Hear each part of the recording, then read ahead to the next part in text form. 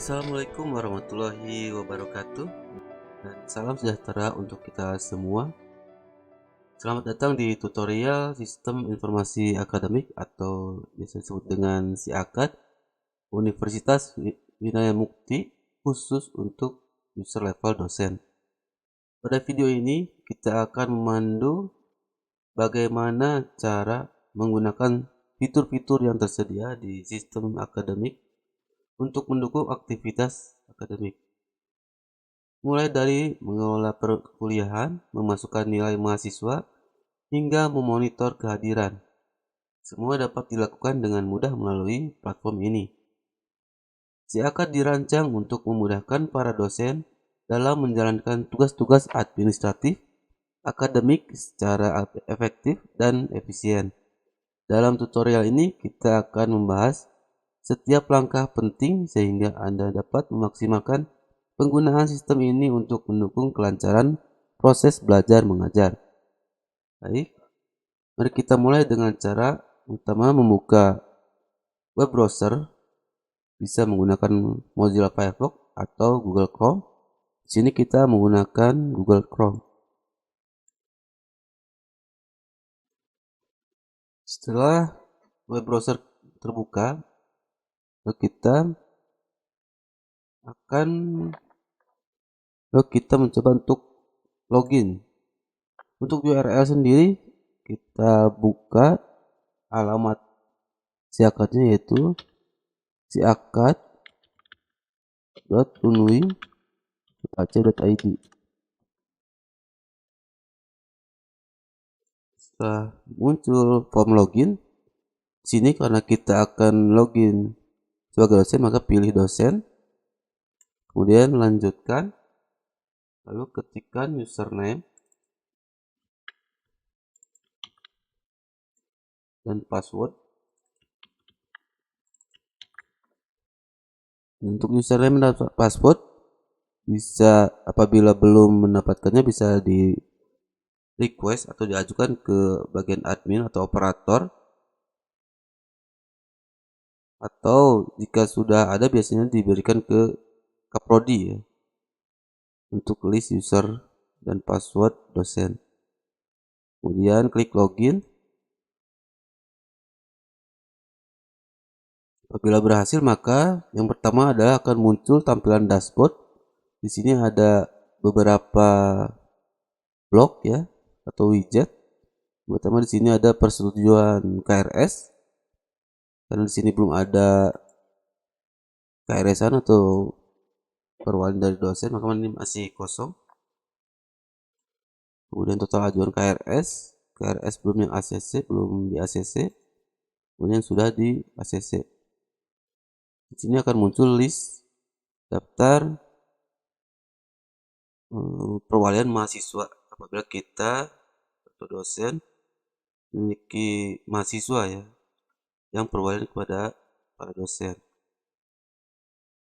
Kemudian sebelah kiri ada tampilan menu navigasi. Di sini ada beberapa, itu ada jadwal, kehadiran, tugas, penilaian, RPS, mahasiswa bimbingan, persetujuan KRS, dan yang lainnya.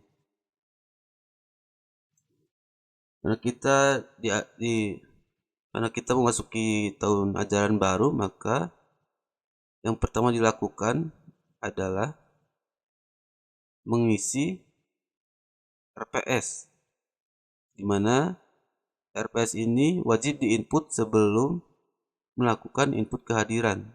Kita lihat di sini ada daftar jadwal perkuliahan yang sudah di setting ya. Kemudian input kehadiran.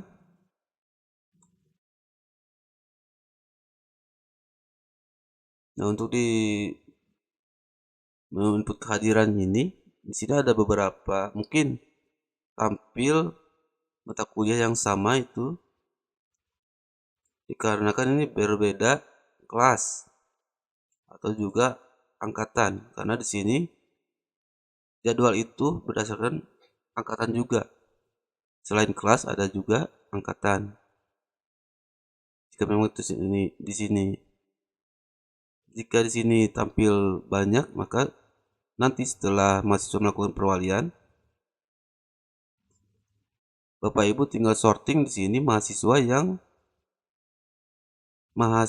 tersedia atau tidak, nol ya, ada isinya. Apabila kita belum mengisi RPS, maka di sini tidak akan muncul ya untuk perencanaan, atau di sini tidak akan muncul presensi mahasiswa. Jadi kita harus mengisi RPS terlebih dahulu di sini untuk RPS, rencana perkuliahan semester. Jadi kita contoh, kita buat RPS untuk pengantar informasi geografis atau GIS. Setelah tampilan muncul, sini data masih kosong, kita klik menu tambah di sebelah kanan atas, lalu kita input, bisa perkenalan tentang informasi geografis GIS.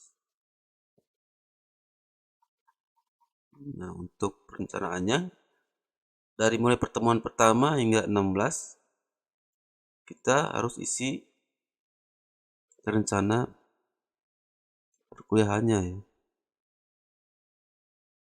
Juga kita set misalkan tanggal berapa. Apabila kita misalkan Jumat, maka isinya akan Jumat terus gitu ya. Terus pertemuan reguler, pertemuan 8 dan 16 itu biasanya kan UTS dan UAS, nanti di setnya UTS dan UAS di situ. Untuk yang pertama itu reguler, kemudian upload materi perkuliahannya. Misalkan contoh deskripsinya, membahas tentang apa saja yang akan dipelajari, tentang contoh saja. Kemudian simpan.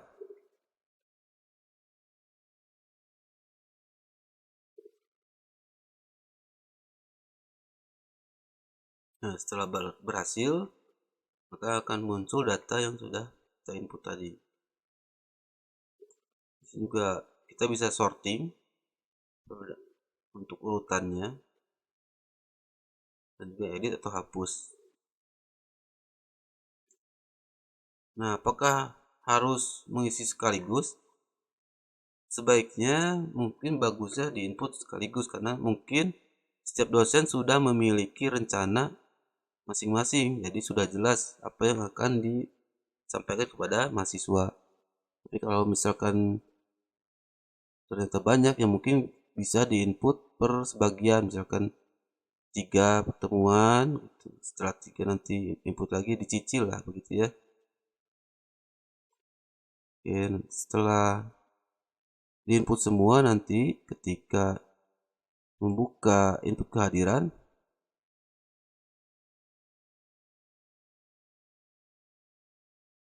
jadi yang GIS ya,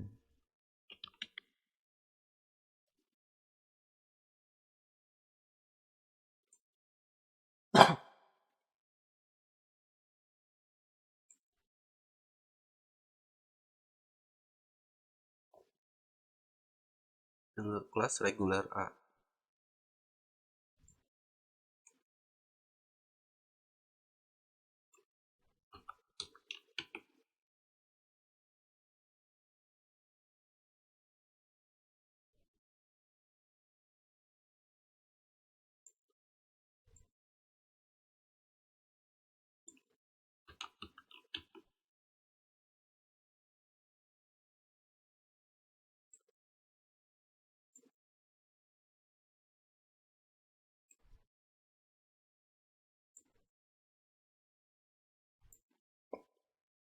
Nah, ini ya.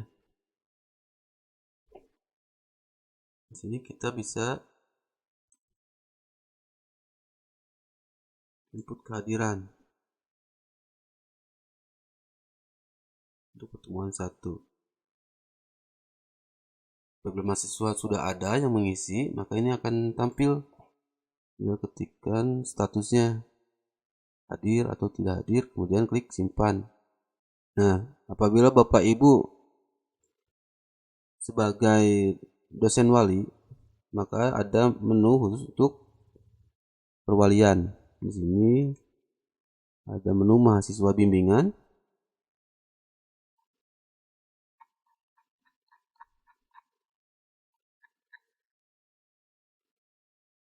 Di sini ada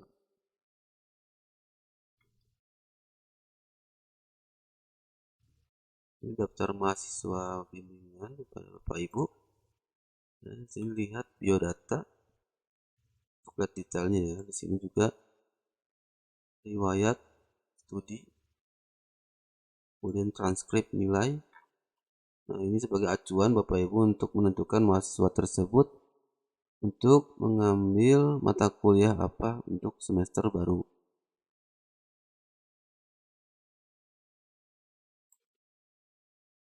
Kemudian ada menu persetujuan KRS.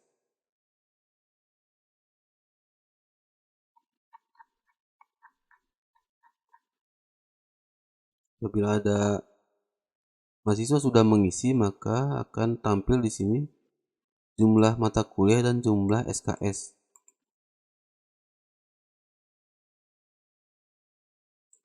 Lihat.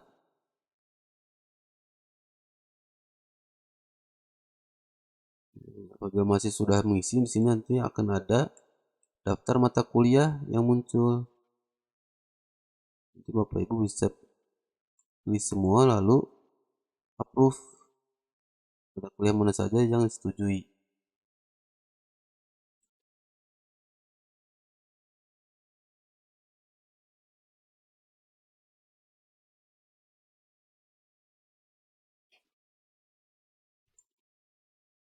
Kemudian setelah tadi isi kehadiran, menjadwal, di sini ada input nilai. Oh, sebelum input nilai kita ke tugas dan ujian. Nah, Bapak Ibu di sini apabila ingin melakukan ujian atau memberikan tugas ke mahasiswa, Bapak Ibu bisa menambahkan di sini. Di sini kita cari mata kuliah apa. Lalu misalkan ujian tengah semester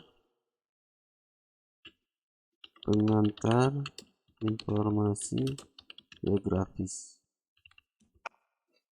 Ini ujiannya UTS, karena UTS ya. Mulai tanggal dan jam ya. Ini selesai. Dan ini jamnya untuk mengatur jam di bawah. Kemudian soal berbentuk PDF biasanya. Lalu simpan. Nah, akan muncul. Sebelah kanan ada menu edit dan lihat jawaban mahasiswa. Nah, apabila mahasiswa sudah mengisi, akan muncul di sini.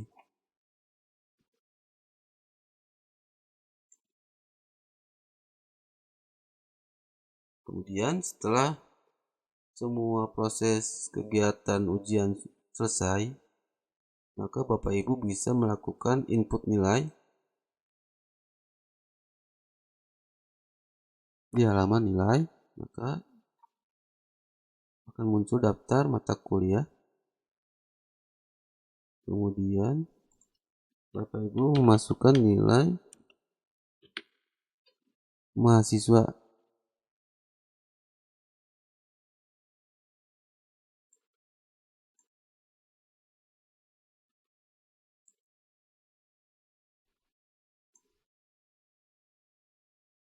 Nah, apabila mahasiswa ada yang mengerjakan sini, akan muncul nama, kemudian ada UTS, UAS, tugas dan lain-lain. Di sini masih kosong ya, belum ada ujian, jadi masih kosong. Lalu di sini ada rekap nilai. Rekap nilai adalah hasil nilai yang telah diinput ya. Jadi nilai UTS, UAS, tugas dan lain-lain muncul di halaman rekap nilai ini. Kemudian ada print. Kemudian di sini ada finalisasi nilai.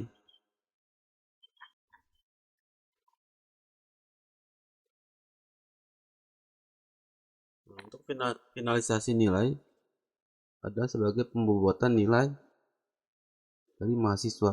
Jadi ada perhitungan khusus untuk menghasilkan nilai akhir. Jadi kita di sini dari mulai UTS, UAS, tugas dan lain-lain atau misalkan ini opsionalnya dengan kehadiran kita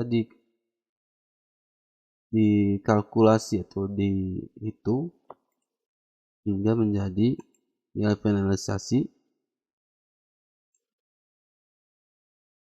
Apabila setelah semuanya selesai, maka akan muncul total dan angka mutu dan huruf mutu, kemudian finalisasi. Kemudian di sini ada menu tugas akhir. Apabila mahasiswa ada yang mengambil mata kuliah atau tinggal melakukan tugas akhir, maka mahasiswa yang mendaftarkan KRS keperwalian tugas akhir maka akan muncul di halaman ini. Kemudian tadi selain input nilai, maka di sini ada import nilai. Nah, di sebelah kanan ini ada export data mahasiswa. Jadi sebelum kita mengimport nilai, kita mengekspor data mahasiswa terlebih dahulu. Lalu di Excel tersebut kita menginput nilai-nilai mahasiswa yang ingin diinput. Baru kemudian melakukan import nilai. Nah, untuk tampilan form importnya kurang lebih seperti ini.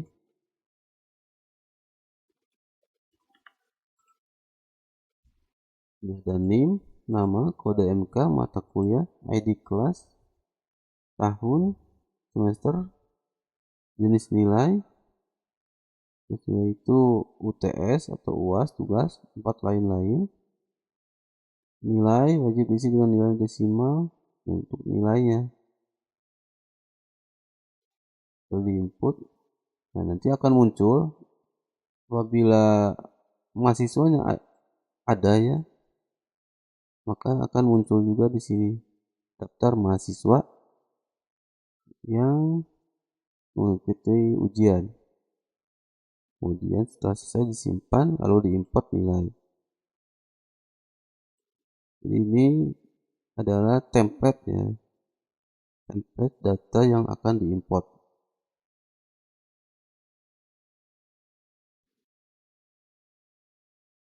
Kemudian di sini ada arsip ya, nilai RPS yang kehadiran adalah histori pertemuan sebelumnya.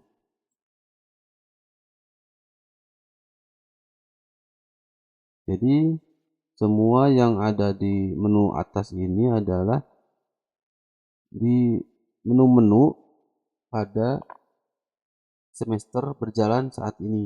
Jadi kalau misalkan sekarang 2024 2025 ganjil, maka ini adalah menu semester yang sekarang. Baik, setelah kita menggunakan semua fitur yang ada di si akad ini, jangan lupa untuk selalu logout atau keluar dari sistem. Di sebelah kanan atas ada tombol profil, kemudian logout. Sekian penjelasan dari video tutorial si akad Unwin ini. Semoga bermanfaat. Apabila ada kesalahan, saya mohon maaf. Wassalamualaikum warahmatullahi wabarakatuh.